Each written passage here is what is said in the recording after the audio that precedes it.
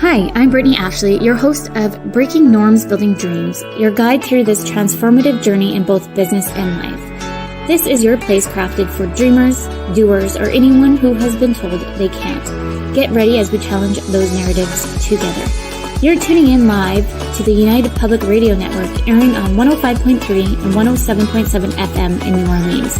We are streaming on all the popular platforms every Monday at 3 p.m. Eastern Standard Time.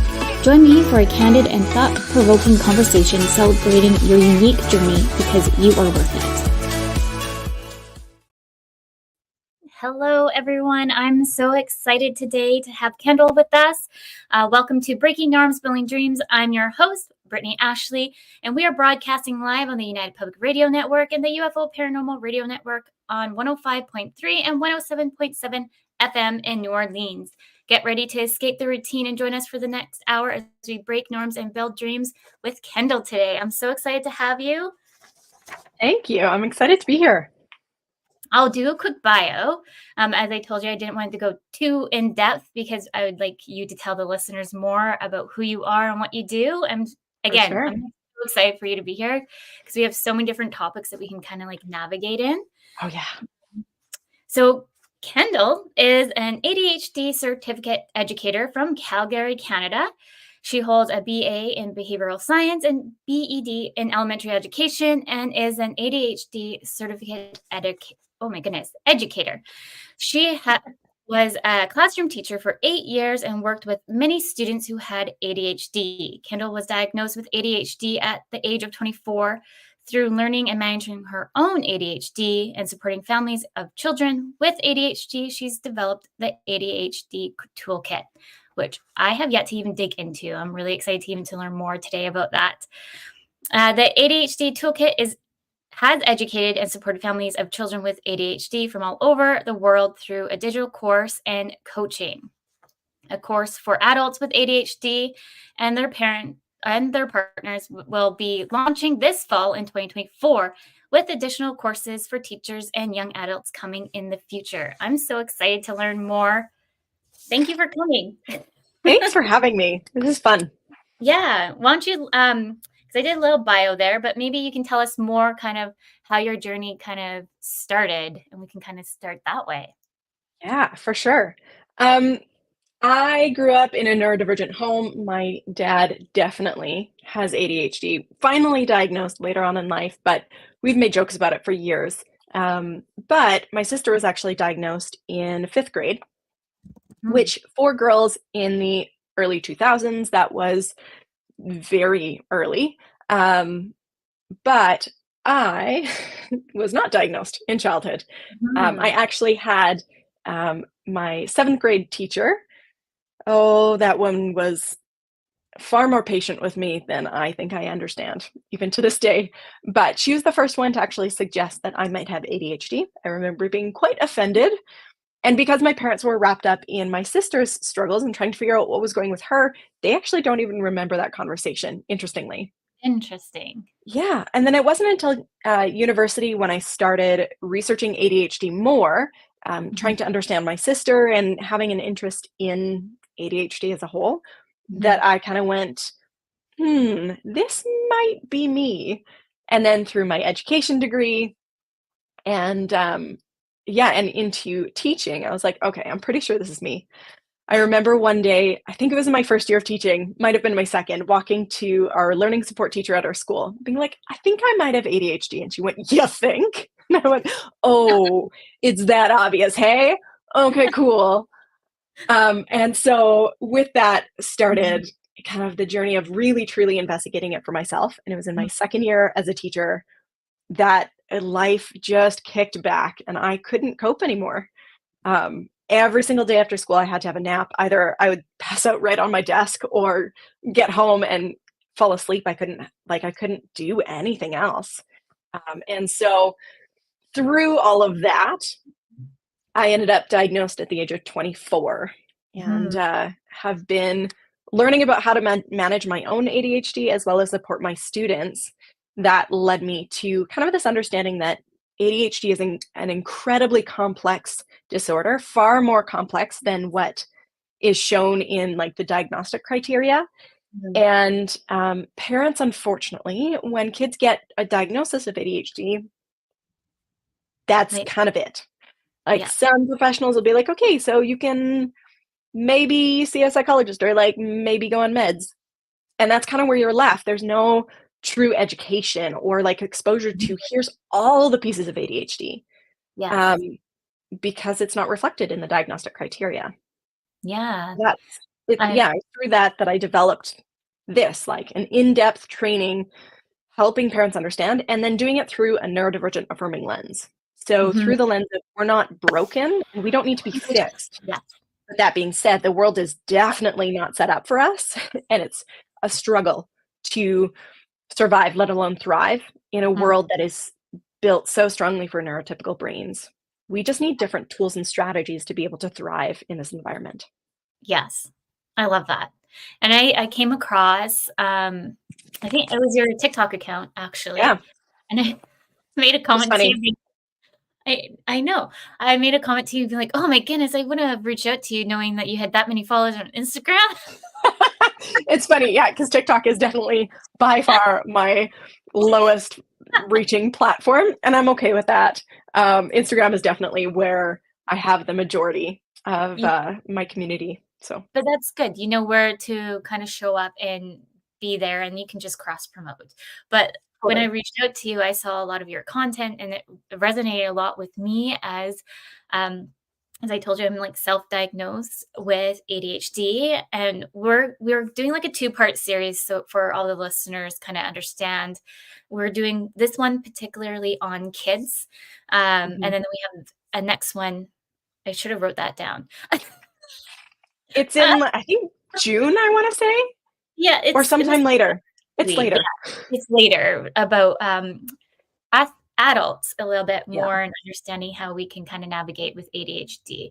So I'm so excited to have, like, a two-part series, so please come back and have more questions, but really, throw your questions in the chat as we kinda dig into this, but, yeah, I Mhm. really resonated a lot with, your content because as somebody also just navigating it, not just with for myself, but understanding it for my kids because you might be able Mhm. to touch on this if anyone's listening, because I can see that there's some listeners that it's hereditary. Um, Highly, highly hereditary. So twin studies have shown that ADHD has the same heritability factor, or like how they qualify it numerically, but it has a similar heritability to human height. So when you look at twin studies, the equivalent height in twins and how genetic that is, same thing with ADHD. It is so heritable. So studies show that if one parent has ADHD, each mhm, child has about a 50% chance of having ADHD. mhm. And and I also mentioned too, I have dyslexia, so the combination of the Mhm. 2, like, I'm always like, I can't Common. wait to dig in more, but I definitely know, like, those with dyslexia, it can be passed down. I don't know if you know exactly if it's more, like, female to female, that it's more likely or So ADHD is interesting. They found for sure a handful. I want to say I can't remember the latest number, but it's about 11 or 12 different genes that are directly contributors to ADHD. There Mhm. are 40 plus genes that are potential contributors to ADHD. Okay, And what they found is the more of these genes you inherit, the more extreme or severe your ADHD traits will be. gotcha. Yeah. Interesting. Because I just wondered too, like, because we were just talking about, like, when you got diagnosed, how many might not even know that they have been also might have some of these, symptom or not I don't even wanna say symptoms, Traits. I call them traits. ADHD Yeah, traits. thank you. I'm like, I don't really wanna say symptoms, traits that kind of been slipped through the cracks, especially for Hmm. young girls, Yeah. because I have a young girl, and I'm just super hyper vigilant on this. And so, is there anything you can kind of recommend for parents who have kids that you kind of know that ADHD runs within your family? Any things to kind of like watch for? Yeah, I think, there's so many part of what makes ADHD so incredibly complex is Mhm, that there are so many different traits of ADHD, and each one of them can be can present more strongly or less strongly for each of us. And Yeah. then each of those traits can be more internal or more external. So, as an example, organization is an executive function that is impacted by ADHD. So, externalized struggles with organization is looking like their room is a disaster and they Mhm. can't seem to keep it tidy and organized. But Mhm. internalized struggles with organization could look like struggling to put their thoughts in order in a way that makes sense, or struggling to even structure sentences in a way that makes sense, struggling to get their ideas out in an organized fashion. Mm. So there's externalized elements and internalized. And I think one of the most beneficial things that parents can do is get educated on the breadth that of ADHD traits, because Mhm. it is so broad and it really does affect every area of our life. Yeah.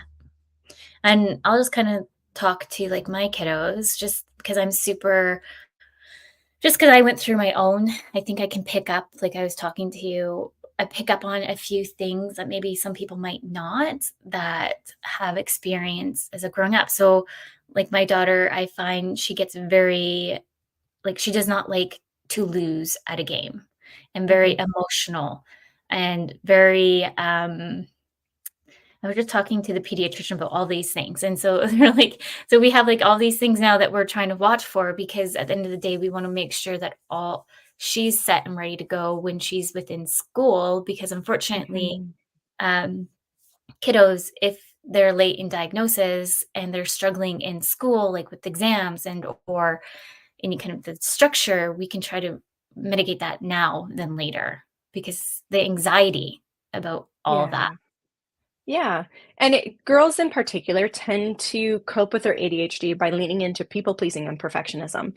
Now, that's not true for every girl, nor is it true that every boy presents, another way. And we know that, there's differences in gender, and biological sex as well as gender and gender presentations. So Mhm. none of this is like set in stone. Girls are this way, boys are this way, because that's not true. But as a,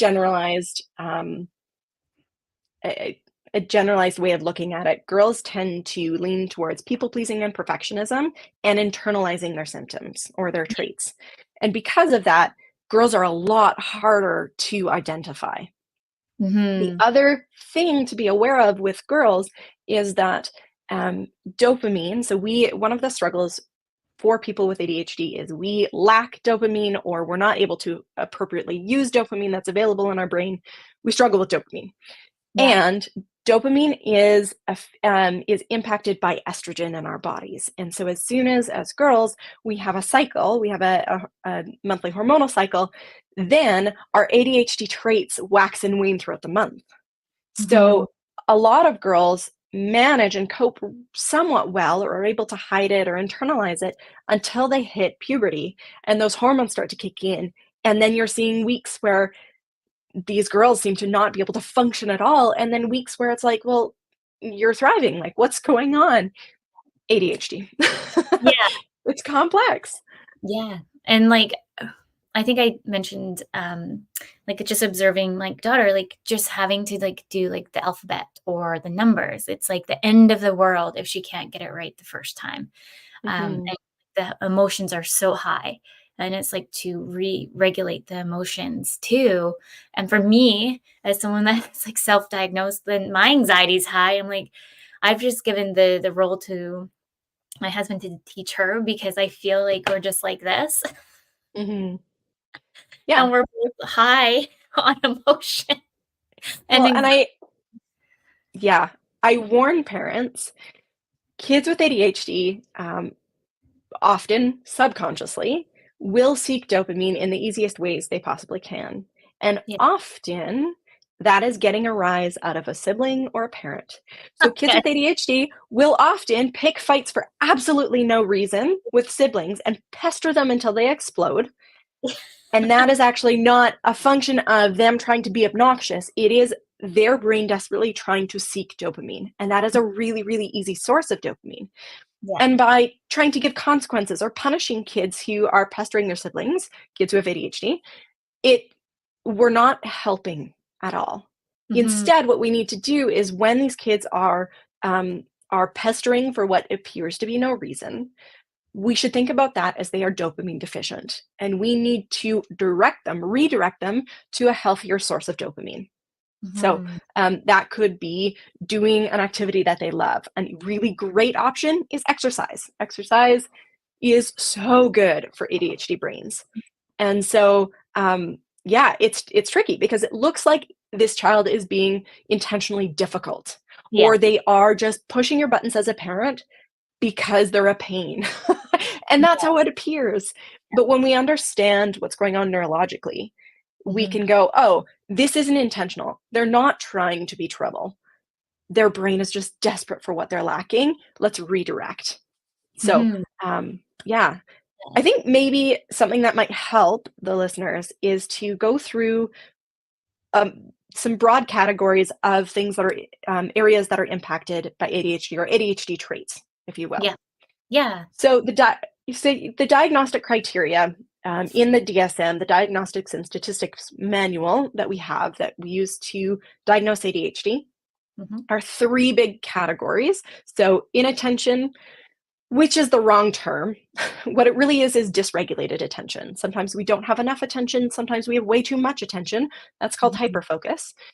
So inattention or dysregulated attention, impulsivity, and hyperactivity. And hyperactivity, interestingly, again, can be externalized, which is what we typically think of, the boy who can't sit still, bouncing their leg, running around the classroom, races down the hall and can't walk. That's what we think of as hyperactivity, right? And that's externalized. And girls will present more internally with hyperactivity, but even their externalized presentation is generally more socially acceptable. So as an example, when I was in junior high, so grade 7, 8, 9 for me, I would cartwheel down the hallways if I was trying to escape class and, going to get a drink or going to the bathroom for the 15th time, I'm sure, that day. But I would cartwheel down the hallway and then walk past the door so I wouldn't get in trouble of the classroom, and then cartwheel to the next doorway and then walk past, right? A boy who's constantly running down the hallway gets viewed as a hyperactive boy. Me, I was just viewed as a gymnast, right? Oh, she's just a gymnast. She can't, and it's not equated to hyperactivity. So that's one of the struggles. But we can also have internalized hyperactivity. That is the restless internal sensation of always needing to be doing something, and a sense of almost anxiety over what I'm missing, and not being able to relax because we always have to be doing something. It can be the bouncing thoughts from thought to thought to thought to thought, with no time to pause and really consider anything. It can also be when we lay down to go to sleep, our brain starts racing. So that's internalized hyperactivity. And either way, it's hyperactivity. So those are the diagnostic criteria, but that doesn't touch everything. We struggle with something called executive functions. Now, these can be categorized. I've seen it as few as 4 categories and as high as 10. I tend to categorize them into 8 categories. It's all the same thing. It's just how you tend to categorize these traits. But emotional regulation, that's an area of struggle for us. So our highs are really high and our lows are really low, and we can dive into those or switch between them very quickly. They make sense for the situation, unlike a mood disorder where they might not, the mood or the feeling might not be associated with something.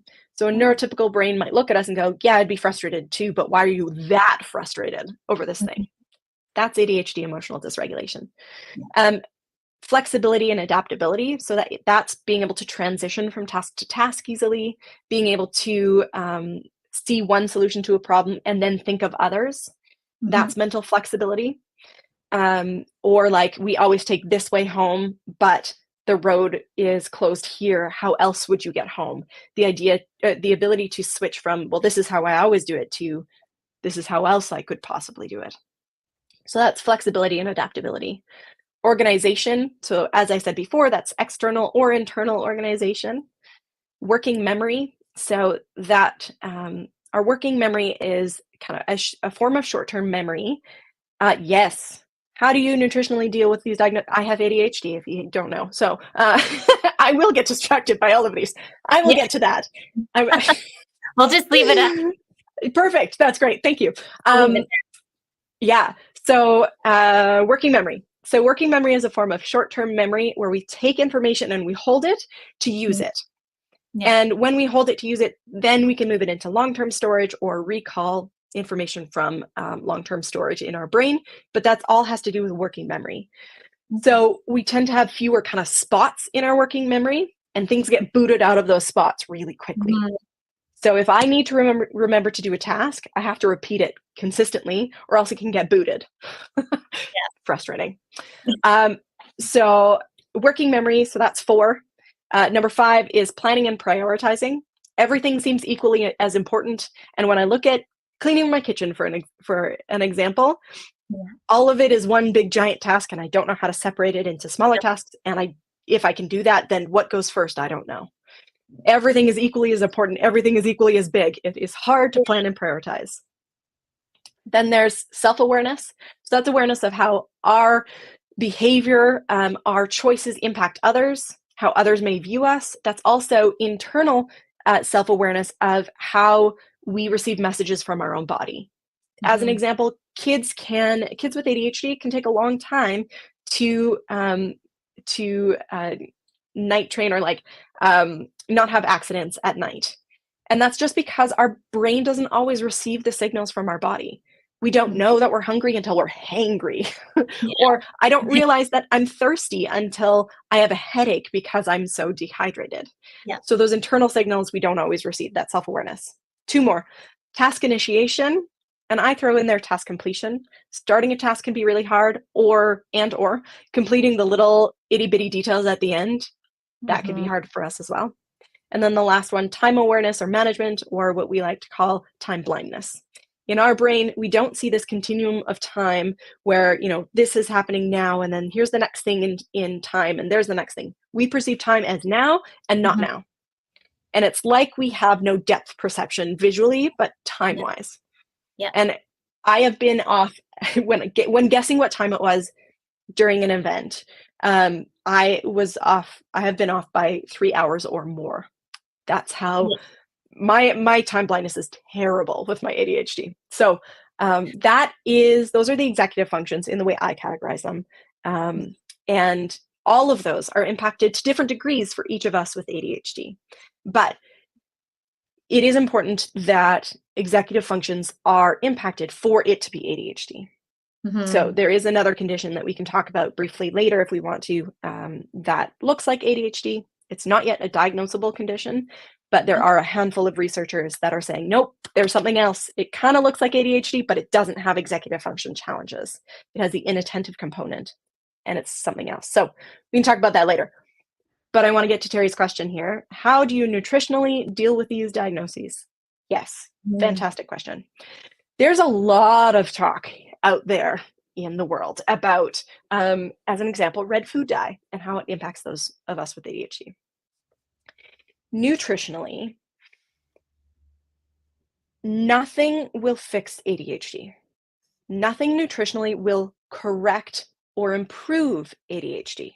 But having proper nutrition will take us to kind of our base level of ADHD traits. If anyone, neurotypical or neurodivergent, is eating garbage all the time, is eating poorly, isn't consuming a good amount of protein, that is quite important for ADHD brains in particular, but protein and, fruits and vegetables and all those things, if we're not eating those, anybody is going to struggle with attention because our brain just can't operate to its best capacity.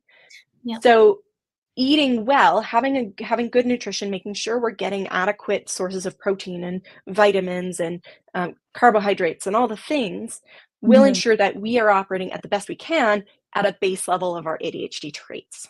No study has shown a significant improvement with any sort of diet, any sort of supplementation for ADHD. There are mild improvements with high doses of omega-3s. So that is something that we can add in to support the ADHD brain. There's a few different minerals that we can be at higher risk of being low on. One of the biggest ones is iron. Some people with ADHD, for some unknown reason, are more likely to be anemic or have low iron storage. So that's something that can be tested with a doctor and we can supplement appropriately for the level that they're at. Mhm. And then things like red food dye, there's a few people out there, not just in the ADHD population, but in the population in general, that react poorly to red food dyes. It is an extraordinarily small number. And so a very small number of people with ADHD will find Mhm. that their symptoms are exacerbated by red food dye. But it's not the vast majority of us. And except for those few people, it doesn't improve anything for most of us. So Mhm. that yes, I have heard of Dr. Ahmed, and I have issues with some of the things he says. Some of the stuff he says really, really lacks scientific rigor behind it. I think there's a lot that he does well. A lot of his discussion he does well, but there are a lot of concerns out there in a lot of the research community about some of the stuff he says. And there are similar people who talk about ADHD as only trauma, and that is also not justified in science. Mhm. Yeah, so there's a handful of people out there that will tell you that it can be resolved How with about just supplementation, but it's not. yeah, There are how about actually they've sorry, I'll just add one more thing. There are brain structural differences that we can note, Mhm. and connectivity differences, and that's never going to be resolved with nutrition. We can Mhm. support our brain by having the healthiest brain possible, but that doesn't actually resolve anything in the world of ADHD. Mhm. I know there's one, um, friend of a friend that they had, like their little one got diagnosed with ADHD at, I think hyperactive, Mhm. and they end up just telling him to take, B12 supplements because they felt that the medicine that was given to him wasn't working, and so they just upped the B12, because they read that upping B12 will help regulate it more than, the medication. What are your thoughts there? It's not accurate according to research. Yeah. Again, like if we are deficit in B12, it can really help. Yeah. If we have a deficit in B12, it is going to help any brain to Mhm. supplement with that, right? Yeah. Those things we need to be aware of, but that's not an ADHD specific thing. Um, Yeah. will ideally in our process of diagnosis, these things should be checked. And we should be seeing, oh, is our child low on iron? Is our child low on B12? And if we are, we should Mhm. be trying to manage those first before a diagnosis has been given. Yeah. Because ADHD really ultimately is a diagnosis of exclusion. We try and rule out anything else that could be presenting similar ways. And if Mhm. it's not those things, then it's ADHD. Um, yeah, Just reading, um, yeah, what's there. Uh, I'm just looking at the time before we go into the next question. I'm just gonna say this totally. now. Sometimes I get really, like, lost in the conversation lately, and I've been forgetting to do the midway. Thank you for our listeners. So for those just tuning in, you're listening to Breaking Norms, Building Dreams. We are live on United Public Radio Network and UFO Paranormal Radio Network 105.3 and 107.7 FM in New Orleans. Um, we have 30 minutes left, so we can go in Oh so many boy. different directions for that. Maybe because I did briefly talk about just the medication, I find Mhm. there's just so much information out there for parents to kind of read and kind of get lost and then nervous too because you don't want to necessarily give kids medication not knowing what it is. So maybe we can kind of Yeah, dabble in that. totally. For those that are interested in having a research-based understanding of ADHD medications and what they all actually do, I did a whole 40-part series on all of my social media channels, Instagram, Facebook, and TikTok, that walks through the very basics to what are the side effects? Is there a chance that it could cause cardiovascular disease? I look at the studies and what they say, and I present that information in small bite-sized amounts. I also do a whole week in the course that I teach on ADHD treatments, including medication. Um, Amazing. ADHD medication, we have a few different classes of medication. So we have stimulants and non-stimulants. Mhm. Stimulants are broken down then into two categories, amphetamine-based and methylphenidate-based. No, we're not giving our kids legal meth. It is different. Just throwing that out there. Yes, we are giving them amphetamines. That doesn't mean we're giving them methamphetamine. Although, side note, a legal form of methamphetamine is actually an approved treatment in the US for ADHD, but nobody really gives it. But it is technically. I don't think it is anywhere else in the world. So, yeah, interestingly, just random side notes because I like doing those. So we have methylphenidate-based and amphetamine-based stimulants. And then in non-stimulants, we have a Strattera or amoxetine that is a norepinephrine reuptake inhibitor. And then there is an alpha-2 agonist, which is clonidine or guanfacine are the two medications in that category.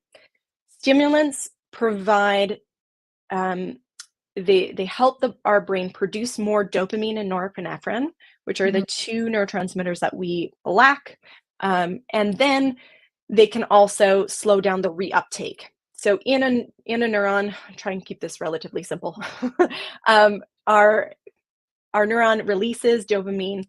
It attaches to the next neuron, and then anything extra gets vacuumed back up for reuse later. Our vacuums can be overactive and go too fast, and so not allow the dopamine to actually exist long enough in the synapse for it to be effective. And so what the medication does is it helps create a little bit more and then slow down those vacuums, so there's more available to us in that synaptic gap. The other medications, so Strattera or atomoxetine, it is a norepinephrine reuptake inhibitor. Doesn't do anything with dopamine, but it just slows down the reuptake inhibitor, the vacuum, for norepinephrine. And then the alpha-2 agonists, so clonidine and guanfacine, have a completely different way of working. They work on the other side of the synaptic gap, and they strengthen the message. So guanfacine, the approved or the brand name for it is Intuniv. And Intuniv was actually originally designed to go with a stimulant to then further strengthen the message that's being passed on to the next neuron. So it can be used independently or in conjunction with a stimulant medication. Okay. So that's the actual function in the brain. Yeah, that's crazy. Thank you for sharing. I was going to ask, because you want to try out different medications, is there certain one that you would recommend first for parents with kids that just firstly got diagnosed to try out? Yeah, great question.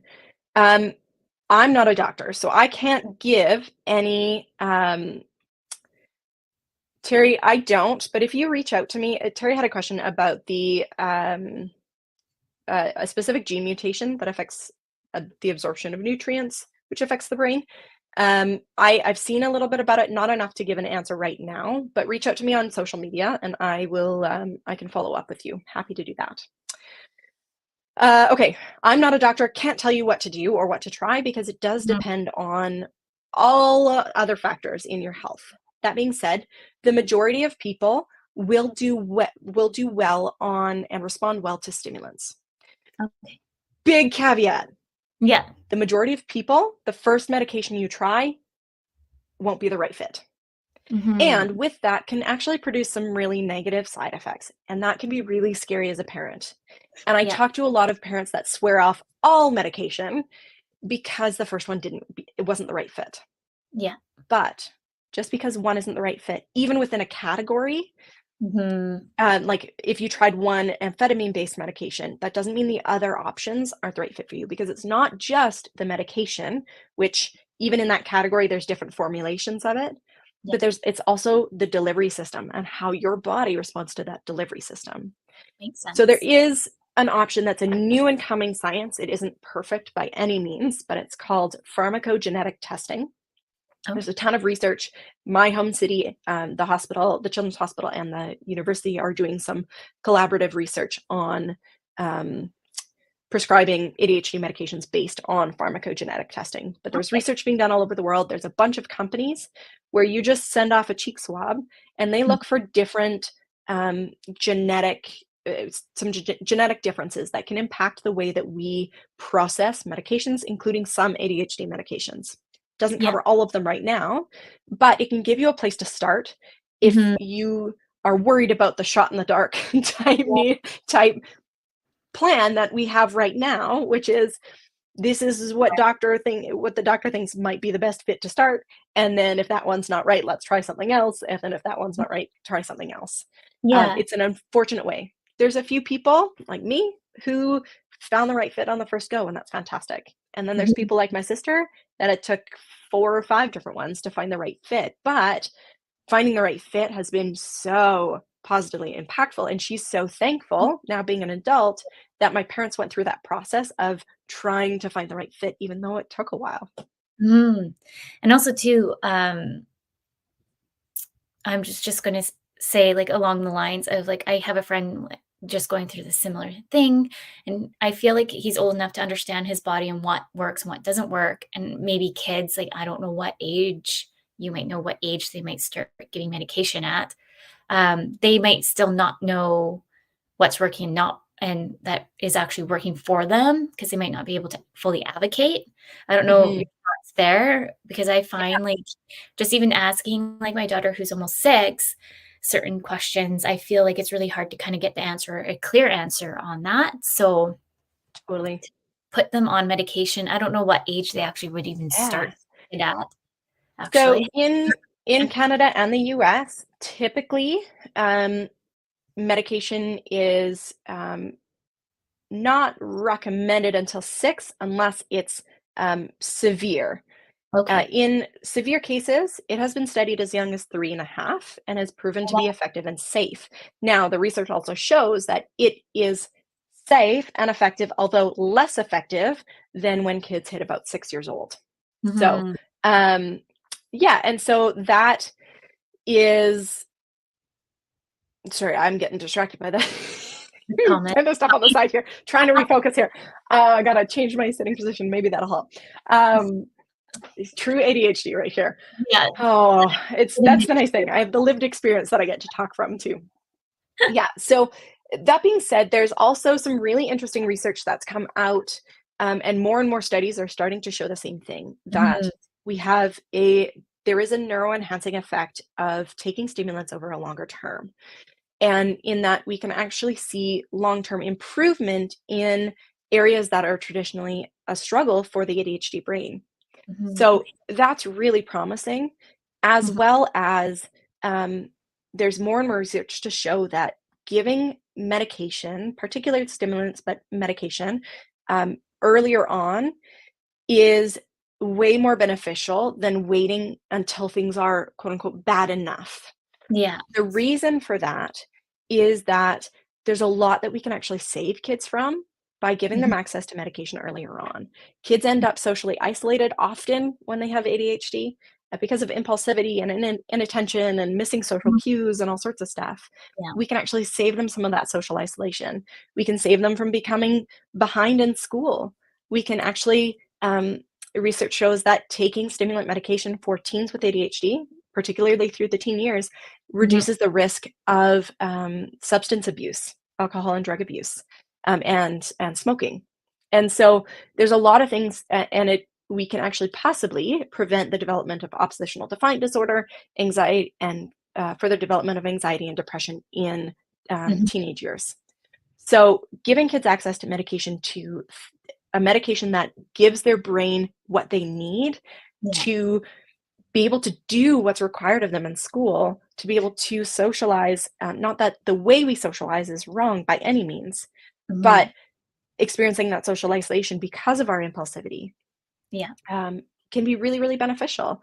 Mhm. Um, and there was another part of, and then the things you'd be looking for as a parent are things like um, emotionally, if rather than seeing a bit more emotional control, you see less emotional control, Mhm. that can be a sign that it's not the right fit. If you're seeing increased anxiety or depressive type symptoms, that's a sign that it's not the right fit. If ADHD traits and struggles like focusing in class aren't improving, that probably means that it's not the right fit.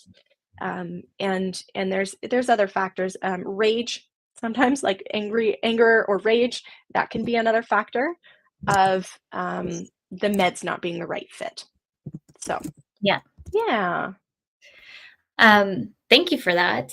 And I find too, like, it makes any parent nervous to start something like that because there's just so much to research, and you hear sometimes a lot of Mhm. the negative. You get kind of thrown into the social media landscape too. Like TikTok has Yeah. like all of their own stories over here that you have to really research because you can go into a black hole. And Yeah. so it's really important to do, I think, your own research as a parent. Like we're going through with the pediatrician now, actually, both kiddos, well, let's hope with my one. My son is scared of needles, so we have yet to get blood taken. But with my daughter, I've requested to check the iron, just check everything else, just because of certain signs that I have seen. So, and Mhm. then just making sure to cross the T's and making sure we can get things going as much as possible now. Luckily, Yeah. we have a pediatrician to help us with all of us. And I just want to say she's the sweetest lady I've ever met to help. Nice. Yeah, I feel it helps to like have. she knows me too when I'm in there. Yeah. Yeah. Yeah, some doctors can be really, really wonderful. Yes. Um, yeah, and it's tricky. It's tricky to find the right information. There's a lot of misinformation online, particularly about ADHD medication. There's a lot of fear mongering. And I think a lot of us think back to, what we experienced in school where you saw a kid on ADHD medication, they walked around like a zombie. And Mhm. that shouldn't be the case. That's a sign that it's not the right fit. And Yeah. so, or we're being over medicated, and Mhm. it shouldn't be that way. And there's so many more options available now that are formulated to manage some of those struggles, Yeah. the crash afterwards, or manage give an alternate so that we don't have to exist like that, because we don't, Mhm. and we shouldn't. That should be an unacceptable side effect and a good sign that, nope, this is the wrong thing, try something else. Yeah. And finding people that have the information that they're giving you is backed by research is really important, because the fear mongering online about what so many people see as such a vital tool. I mean, I wasn't on medication until I was in my career at 24, and like, I've got 2 degrees that I did not on medication, and I am Mhm. so thankful for medication at this point in my life, and Mhm. I will happily be on this for the rest of my life as a choice that I am making, because my life is so much better on Yeah. medication. So, there's a lot of fear, and I get that. I encourage people. I did this 40-part series not because it was a hit with social media platforms. They were not happy with me that I talked Mhm. about this for so long. But my goal was to provide parents with free, accessible information that was research based and real and true. Mhm. And I'm not okay with the fear mongering out there, because Yeah. parents have enough on their plate. You've got enough overwhelm, and ADHD medication isn't the right fit for everybody, but it's like glasses. It's like giving our brain glasses. It really Mhm. is what it's like. It's not it's not this scary, well, you failed as a parent, so now you have to, like, medically straitjacket your child. That's not what it is, Mhm. and nor should it appear that way. Yeah. It's just another tool in our toolbox. Mhm. Yes. Because you said that you were a teacher for about 8 years. Do Mhm. you have, if there's any teachers out there listening, because I've had friends who are teachers ask me questions of, like, how do you kind of spot one in the classroom? Um, because I find, or like how to provide aid for them in the classroom. So the one example I know what we put in, like, my daughter's document, she gets easily distracted.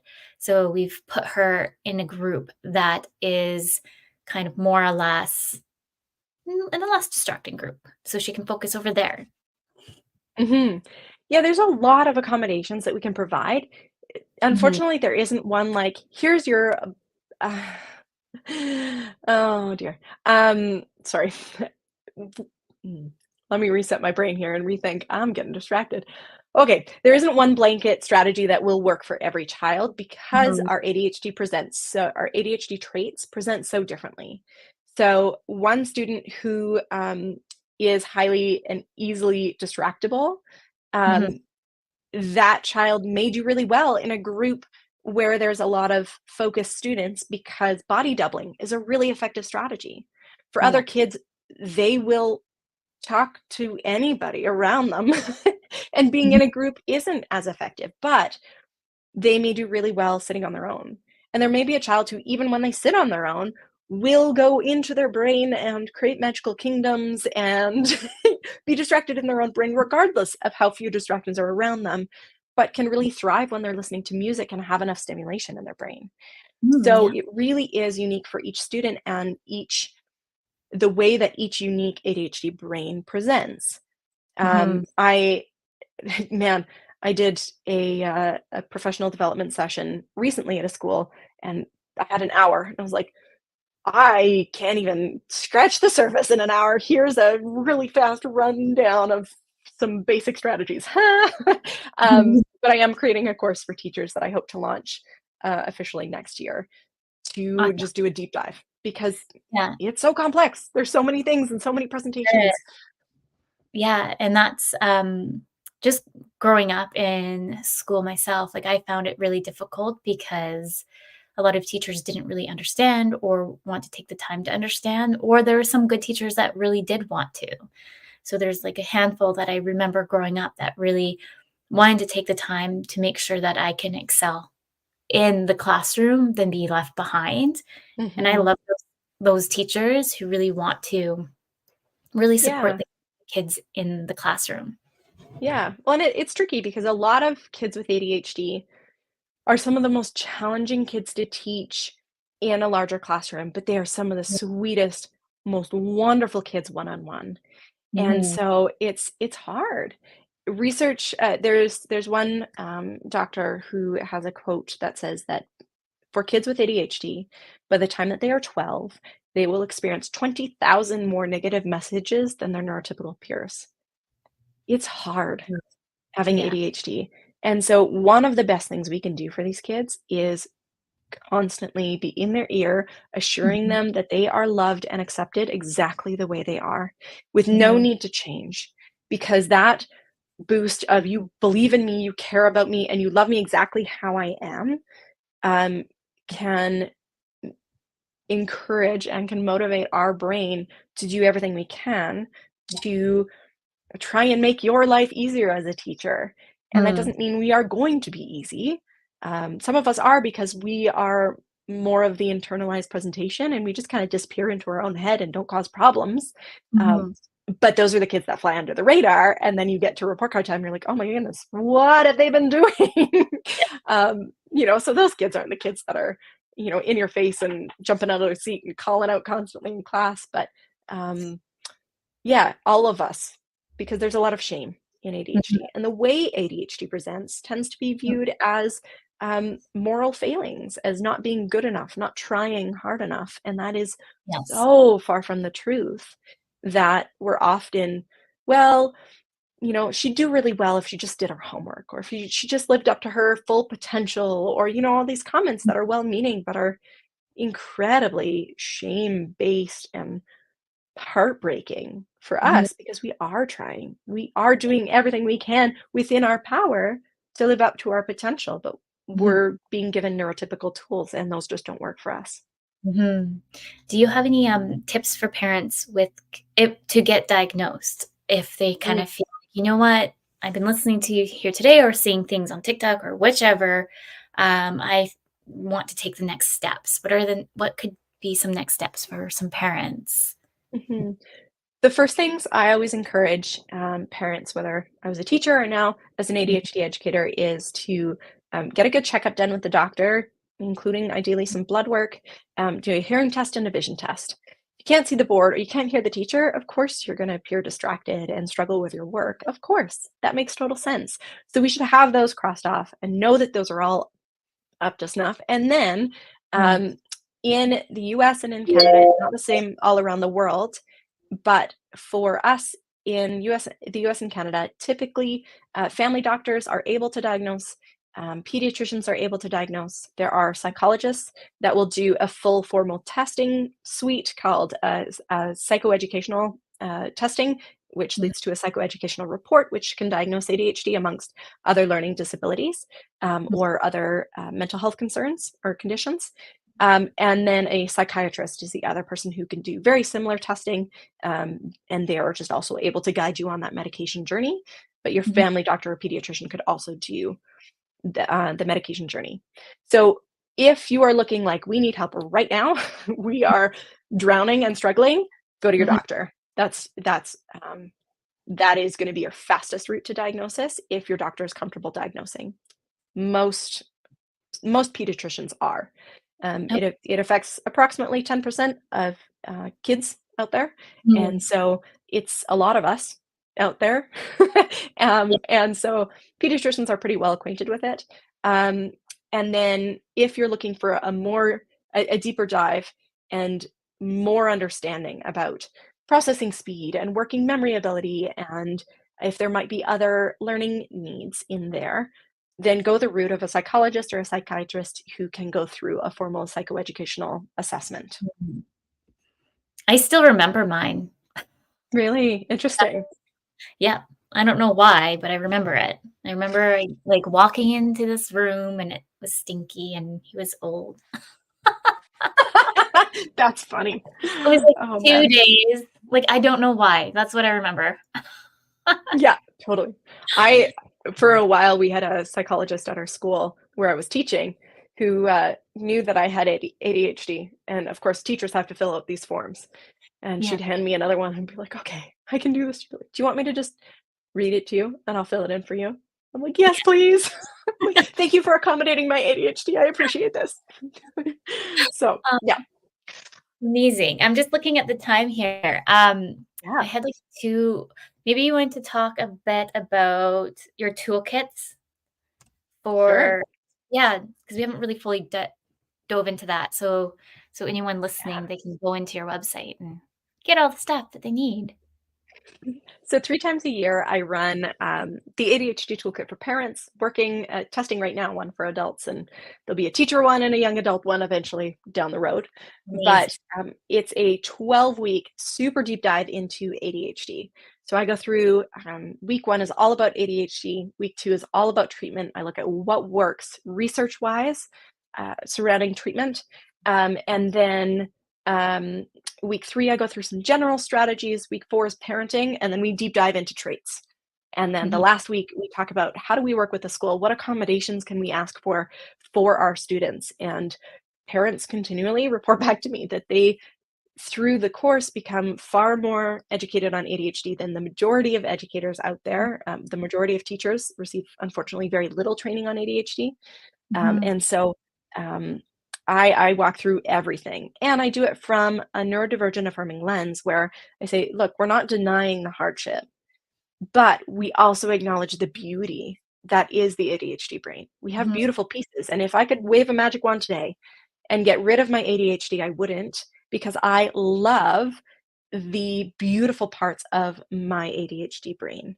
mhm, Um, there are, yeah, anyways, there's such unique pieces. So I highlight all of those throughout the course as well. Um, so it's give it 12 weeks of deep dive information in video format because I hate reading and writing. So yeah, I'm not giving that to anybody. I'd rather record. I make my pro notes and then I talk. But perfect. I put them into smaller videos, anywhere from like 5 to 15, maybe 20 minutes at longest. And then that's delivered weekly with a few content breaks throughout for people to catch up or take vacation or whatever. And then from there, I also provide group coaching. So the ability to get onto calls with other parents in similar spots to you with the same learning as you and ask questions. Or I've had parents say, like, hey, things fell apart this weekend. Here's what happened. Can you help me figure out what I can do better next time? Or how can I support my child through this emotional event or this struggle with managing their Easter candy or, whatever it is. And we walk through it together. There's so much benefit from seeing other parents and hearing other parents' questions, because often other people ask the questions we didn't know that we should have been asking. I had Mhm, one parent when I was testing the course, actually walked me through their child who was really struggling with having a very negative mindset and complaining all the time and that kind of stuff. And so I was walking the parent through and said, we know that depression is comorbid with ADHD. They go hand in hand sometimes. You really need to have your child assessed for depression, along with here's a bunch of strategies. And another parent on the call went, oh my goodness, that's my child, and went and had their child assessed, diagnosed with depression, and then they accessed medication for their child. And for the first time in 3 years, they saw the light at the end of the tunnel because of what another parent asked, right? So the beauty of group coaching and getting together, and then I have a private community as well on Facebook for parents to get in and support each other and celebrate the wins and commiserate in the hard together, because that's important too. I love And yeah, so I run it every September, January, and April or May start, depending on how the year falls. But yeah.